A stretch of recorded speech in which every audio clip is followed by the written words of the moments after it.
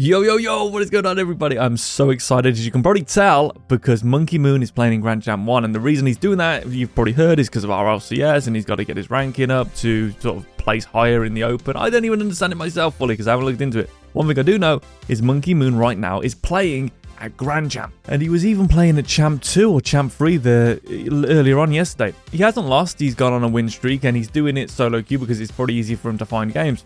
But what we're going to do today is we're going to look at M0nkey, and one of the reasons I'm so chuffed out of all the players that it's M0nkey is because M0nkey's known, incorrectly in my opinion, for not being a mechanical player.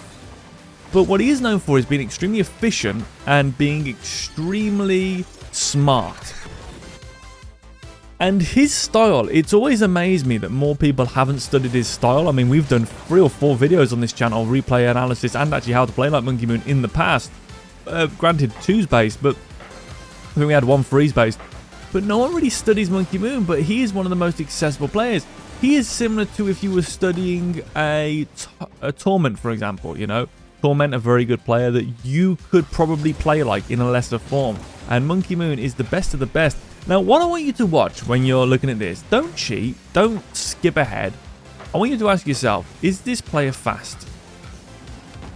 Does he look fast? Does he look like the best player ever?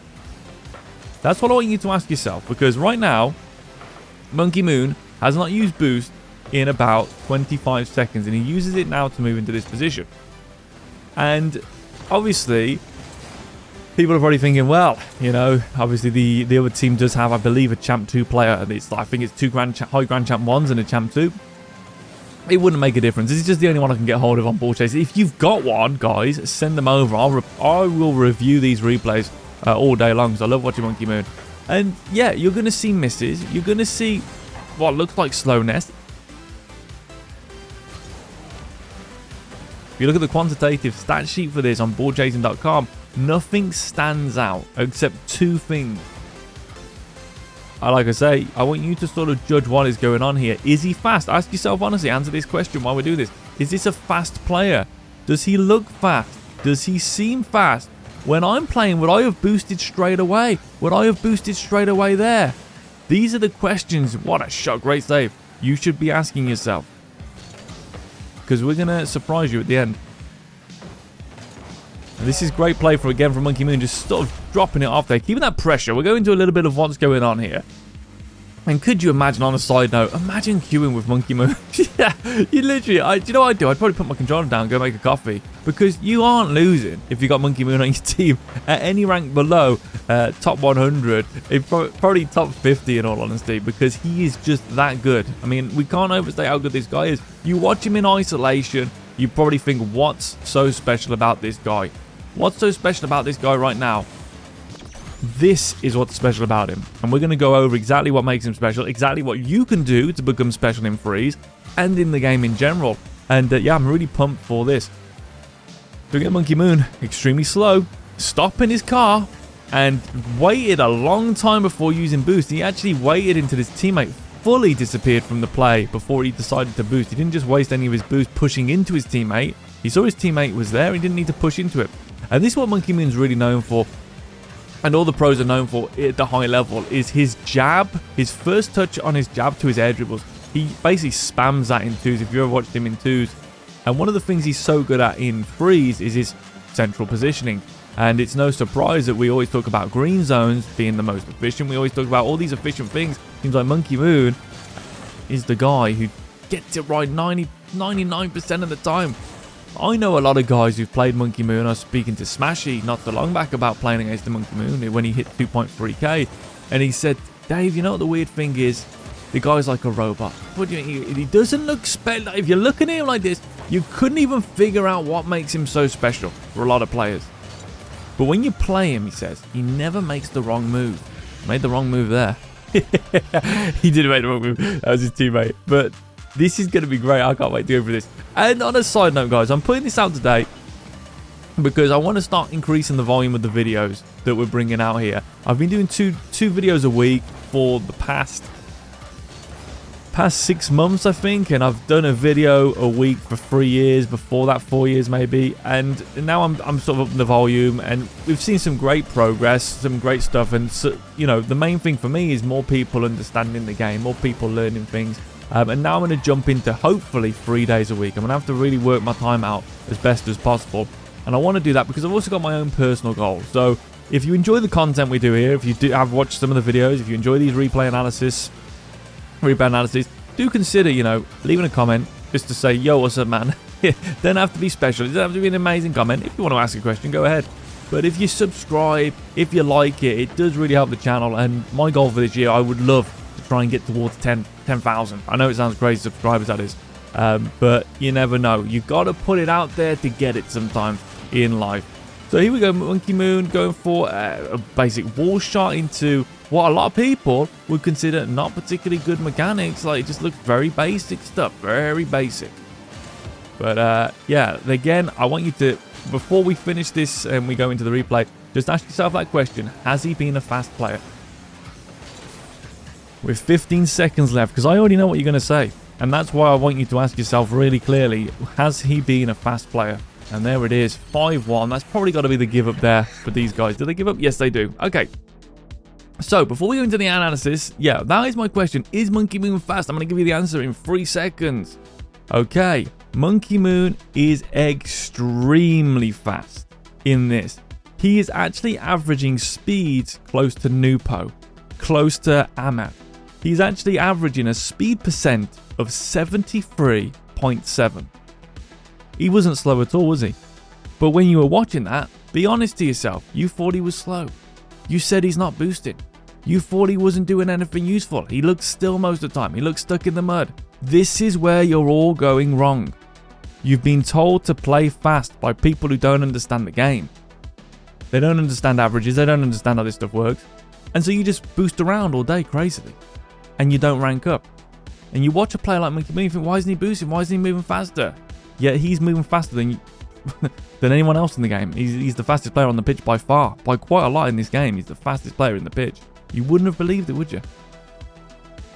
So that's what I just wanted to open with before we go into this. So we're going to go into this replay, which I'm super pumped for. I cannot wait. And obviously, as I was reading through that, you know, watching through that, we weren't really paying 100% attention, but that's how I do it. I didn't need to commentate it. You know, we're not exactly commentary. So one of the things you're going to spot with high-level players is their ability to put pressure on the net.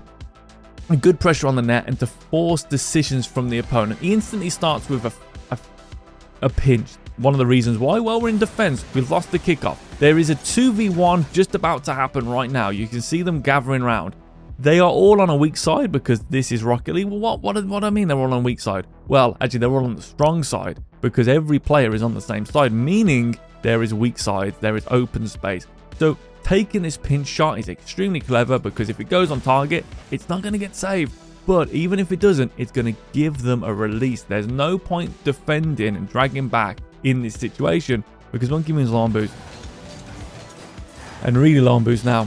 So he's going to gather some pads, and this is what M0nkey's known for. He is known for staying most of his game inside these boosts. So he very rarely will turn out this way. A lot of the time, he turns inwards. Even if he does turn outside, he turns out and he's back in. Everything he does funnels towards the net most of the time as we get back onto him. You can see he stays in the path lane. He doesn't go wide for boost yet because he doesn't need to. And if this 50 is saved, he will be one of the first players over to that zone while still gathering pads. And that's really important because a lot of players, a lot of you guys, would be boosting 100% right now because you think you got to play fast. M0nkey isn't, but he's faster than you, interestingly.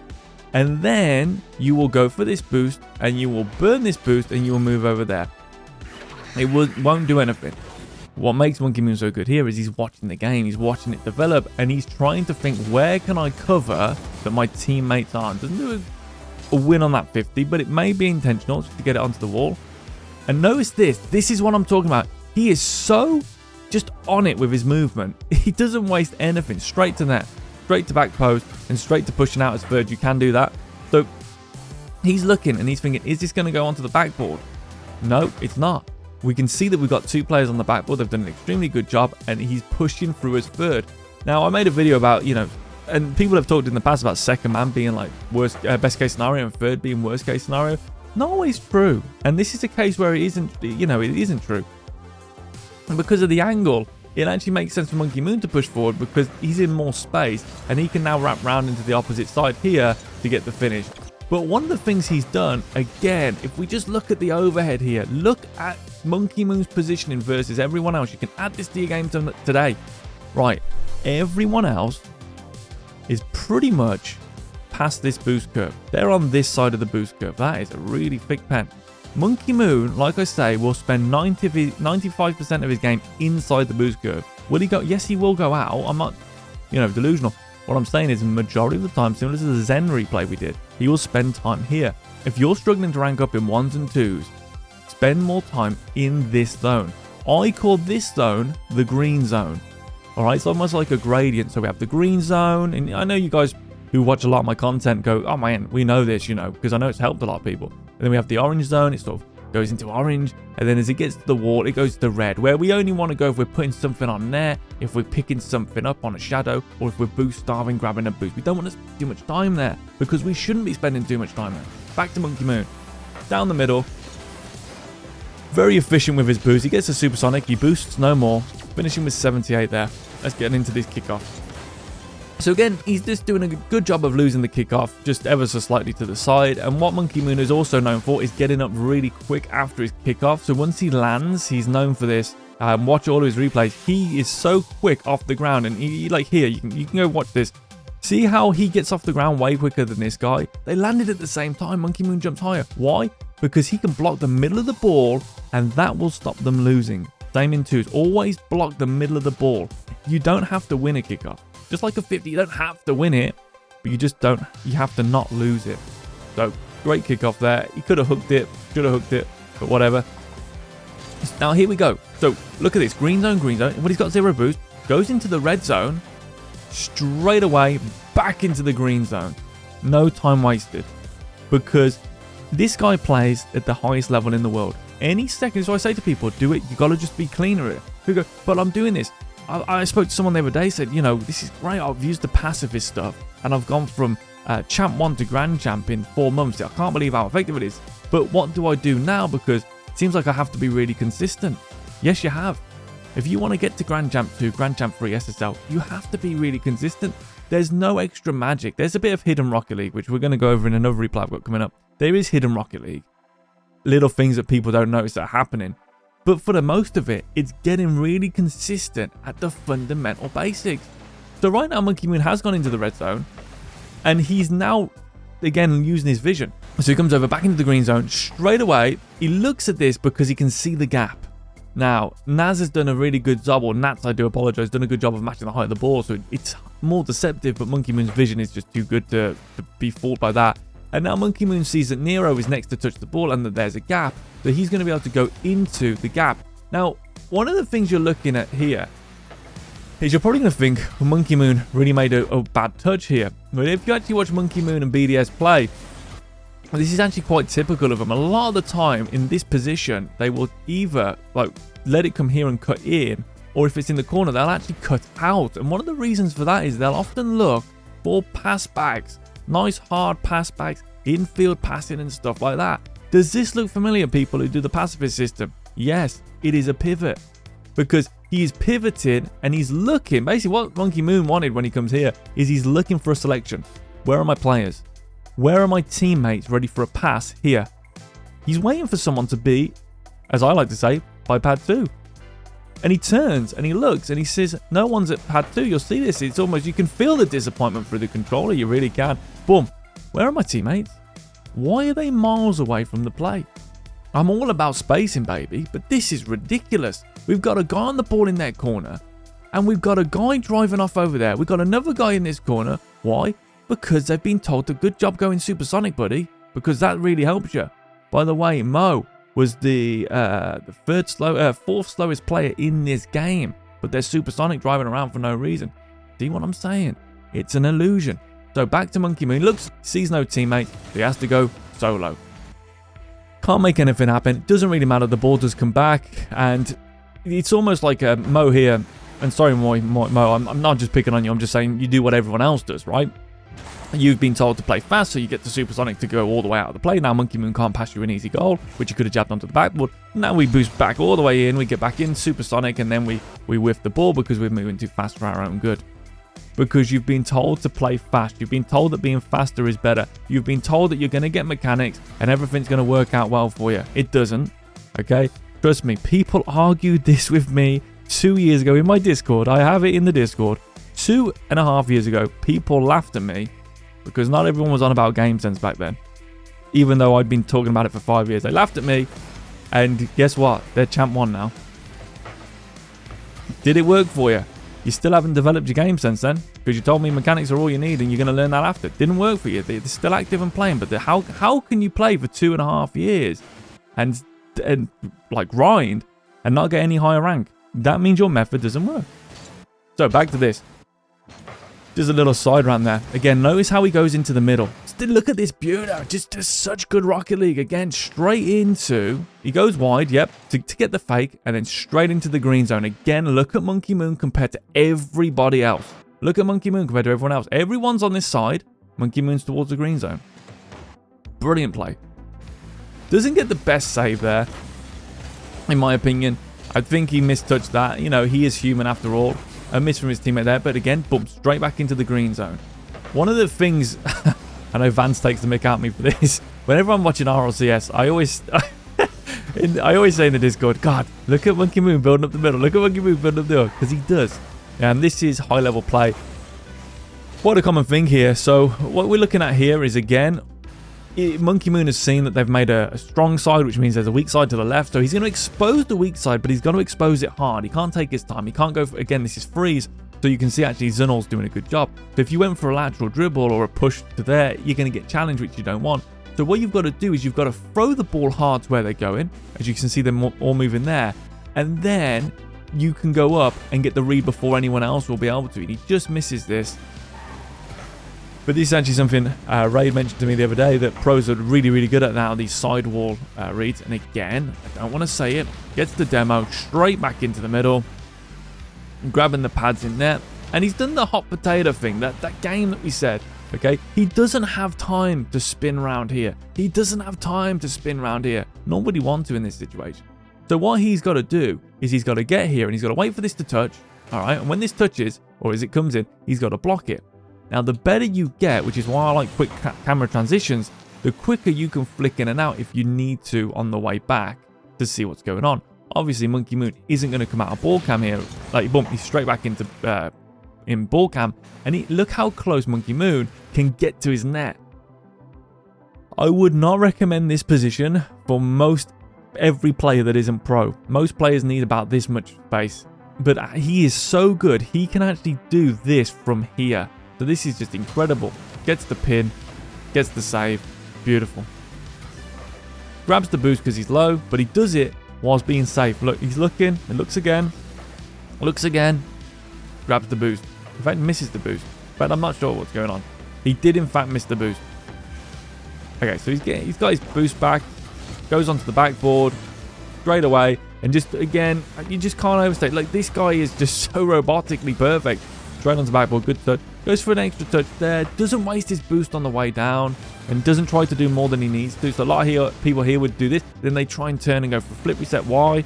Grab that boost. That starves them down. Old saying, in freeze, control the mid boost, control the game. Good 15. And again, notice that Monkey Moon is central. And there's the read off the sidewall. That is a meta play now, by the way, guys. These are something if you're really high level, you'd want to get good at. Monkey Moon's sticking around here. Why is he sticking around? Well, because if this shot goes on target, he might be able to get a bump. So he's waiting for this shot potentially on target. He's sticking around here. Maybe he can keep the pressure, which he can. So he's looking for a lot of things here. He can see from the positions that they're going to struggle, and he can actually get more inside. Remember earlier, like 2 seconds ago, he made a save from here and he went up. And I recommended most players start here. That's the advantage. If you look at it here, as silly as it sounds, Nero is going to start here because that's going to be comfortable to him. Monkey Moon has this advantage because he can start here. So he can start much closer to the line, which means he can win that and almost get a goal. Again, when you're watching this gameplay, you're probably thinking, Dave, why are you going so over the top about something this looks so basic? Yeah. Always cheat up on the kickoff. A little bit of a glitchy touch there. So straight away onto a path lane. And gets the mid boost there. Control the boost, control the game. And this is where the high level gameplay comes in. So M0nkey on his way back. And he looks over and he sees his teammates. So he immediately sees what they're trying to do with their nameplate with the ball. And he starts pushing over to this side. He's also trying to push where the players aren't. When the ball comes wide here, he instantly turns into this. Very BDS style. As opposed to leaving this for more in rotate, and this is just high level play. You wouldn't necessarily recommend it for most players, but it's worth doing because you keep a body on the ball. And right here, M0nkey just trying to get a block to get to the level 3 boost. Again, this is so much. If you've been in the pacifist cohort, you'll know a lot of this stuff is we use offense like this primarily just to get that boost in the corner so that we can reload our offense, because what's going to happen now is the guy who wanted that boost is 0. So we've took one player out the game. Again, M0nkey central. This is the beauty of like high level play being so simplistic. It's so simple. I'm watching this, you're watching this, you're thinking, but this is obvious. Yeah, it is. Guess what? If everyone's wide, yet again, who's the most central player? It's only M0nkey. Well, who's going to get the goal then? M0nkey. Because everyone's leaving the net wide open and you're getting away with it. This is what I'm trying to tell people. You get away with playing like this because your opponents, for some reason, are on the walls with you. But once you get a player who understands Rocket League, who understands the middle, who understands the green zone, you have no chance at winning. It's that look, they turn point, and it's really easy to score that. So what I'm saying is, guys, you can't just follow. We're going to see a bit of M0nkey doing that, if I remember correctly, in a minute. The way he follows, and right here. So M0nkey sees his teammate on the ball, sees him right there. He's not following him. He's not right up tailgating him, is he? He's giving him space. Then once he goes, then he goes over to it. That's the difference. So he will wait and make sure that it's safe to go before he takes himself out of position. Because what's the point of having 2 people in the same position? There isn't one, but everyone does it. Nice try on the ground pinch. Goes straight back to the corner, grabs the boost.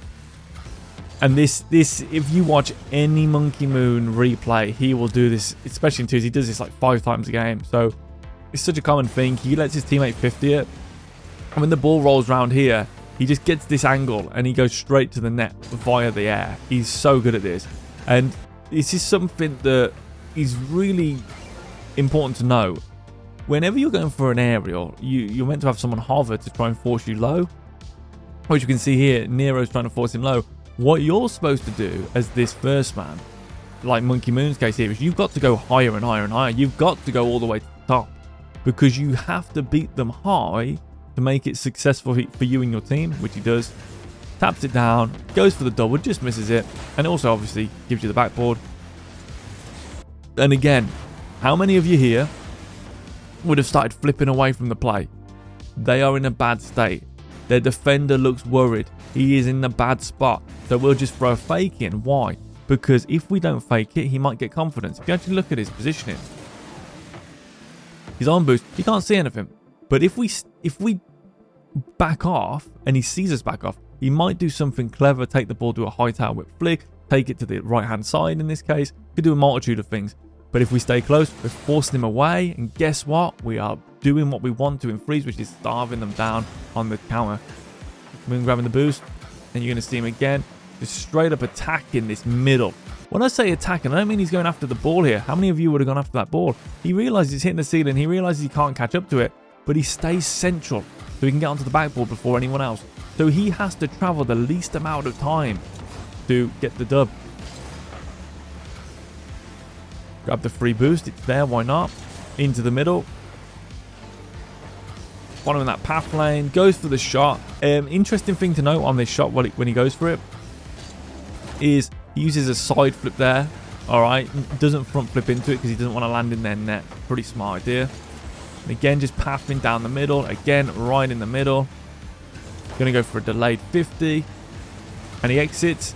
So, this is the difference between normal and high-level players. the high level players are willing to change their mind. He's just seen, and you can't see this, you know, what's going on, but we can literally see 1, 2, 3, 4 players are moving on to this side. This player isn't. So as Monkey Moon needing boost, would it be wise for me to go on the path that's going to be most traveled? No. Always, and I believe it philosophically as well, in life, sometimes take the path least traveled. Be original. Be a free thinker. Enjoy yourself. Okay? So Monkey Moon knows if I go there, I'm not going to get boost. I'm going to be with everyone else. I'm going to be in the rough of it. I might get bumped. I might get demoed. I don't want that. I'm just going to back out and protect the areas where no one else is, and also allow me to get the boost. The brilliant stuff from Monkey Moon here. And he just does it with a power slide. Just power slides. There's a little bit of a zap dash there. And again, attacks the middle. There was not much to be fair. What he needed to do here, in my opinion, was have different teammates, because actually, looking at it again, there wasn't too much he could do here. That was a really good acceleration. But again, notice how he gave himself his best opportunity. How many of you would have gone straight to the corner? He didn't even know where the ball was when he decided to just cut it on this path lane. And one of the interesting things to know, in this game, Monkey Moon collected 75 small pads. The nearest player to him had 63, and all the others had about 50. So on average, he's got 22 more. So on average, what's that? What is that? Like 11% more? So he's 11% more effective at grabbing the small pads, is one of the things you could look at it. So let's go back to this, because all of a sudden Monkey Moon is a bit speedier. So again, he's attacking down the middle. I can't stress this enough. So he gets the boost off the kickoff. Everyone's wide. Monkey Moon stays central. He's again the most central player in the game. And when I'm saying central, guys, again, I mean in that green zone. Comes across here, even takes a shot from the green zone. This is the level we're talking at with this guy. So he wants to take the shot before, like, he doesn't want to go into the red zone. Like, just, this is quite high level. Well, this is extremely high level. So a lot of players might come here, take a touch there, come back here. But the problem there is you are actually shooting from the red zone. So if you shoot from this red zone here, this is something I'm guilty of, because I love jabbing this ball and shooting. It causes me a lot of issues though, because when I do shoot this, if it's safe, the net's wide open. Whereas Monkey Moon will go earlier. And one of the things you'll notice with these high level players, I remember when I played versus Gom, is they just love to pepper shots. Boom. Earliest opportunity to shoot, we'll take that, because now they've got to defend as I'm moving out of the red zone, as opposed to I've took my shot in the red zone. So it's quite clever, that is. Good boost grabs again, straight into the middle. And I know, guys, everyone's going to say, well, this replay analysis, all he did is say about the middle. I'm saying it over and over to help it click. And look at this just brilliant pathing down the middle.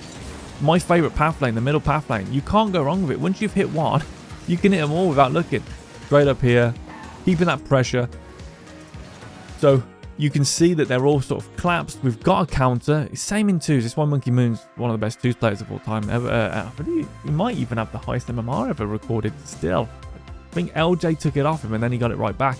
So you've got this dive here. And he's hardwired now that as soon as we get an overcommit, we are go, go, go. And this is why he just goes straight away. He doesn't want to waste time, much like what we talked about in our free offensive seminar, is as soon as you've got a counter, you go. Because now, if you look at this, bang, they've only got 2 defenders still. Our whole triple team. All right, where's our third? Oh, he's in the corner. Okay. That guy loves that corner boost. But most of our team should be now pushing up so that we are like ready to attack. We're on this. And this guy who overcommit is had to go, basically does like, he's had to go the full length. You'll see here, he's had to come all the way back and just jump at the wall because he wants to get out of everyone's way from the overcommit. Brilliant little stuff there.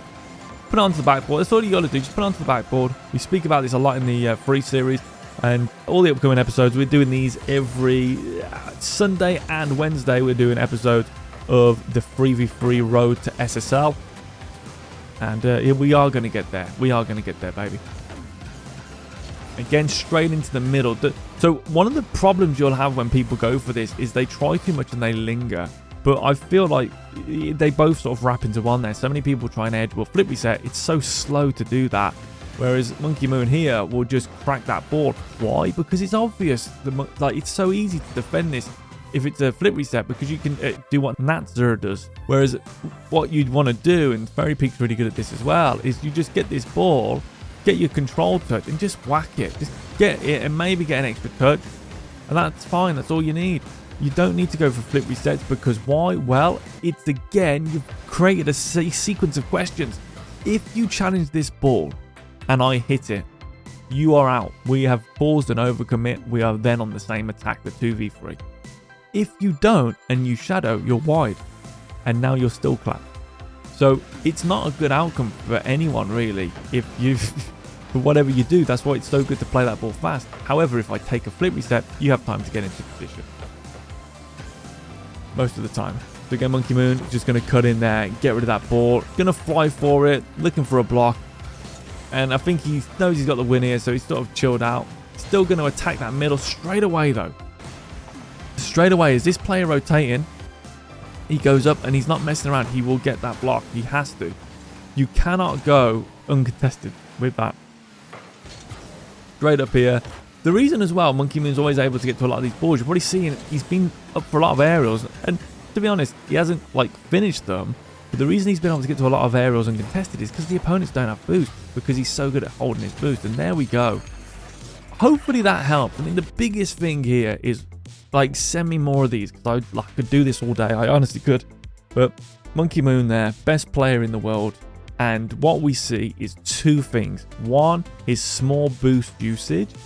The other thing which we see from him, which is something we see from Nupo, is that he has the highest what's known as overfill, which is a very good strategy. And what overfill is, it's when you have boost, say 79 boost.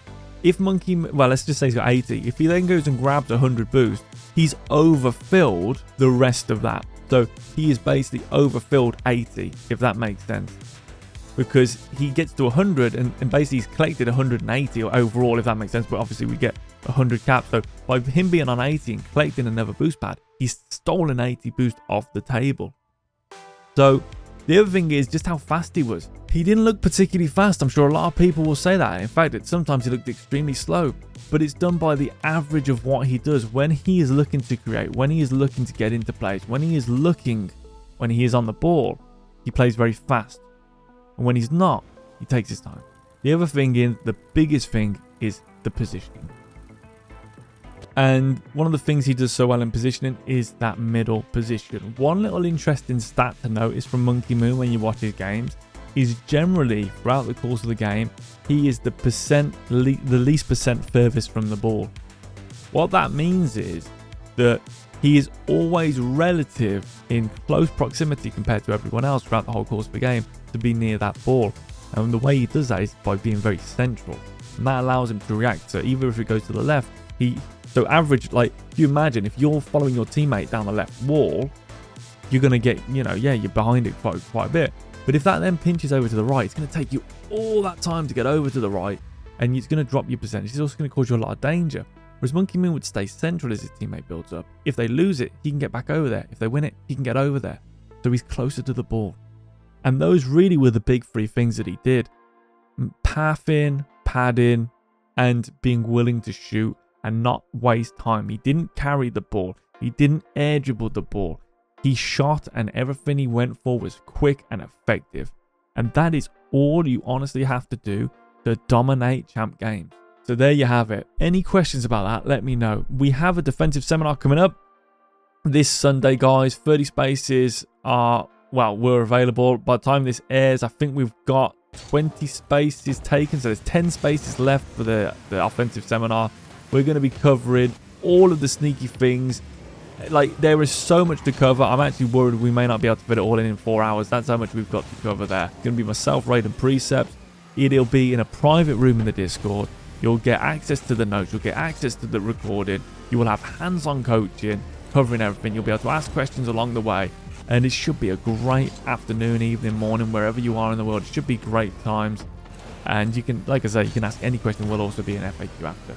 But if you found that useful, if you enjoyed that, I know it's not probably one of my most in-depth in a way because it's just stay central.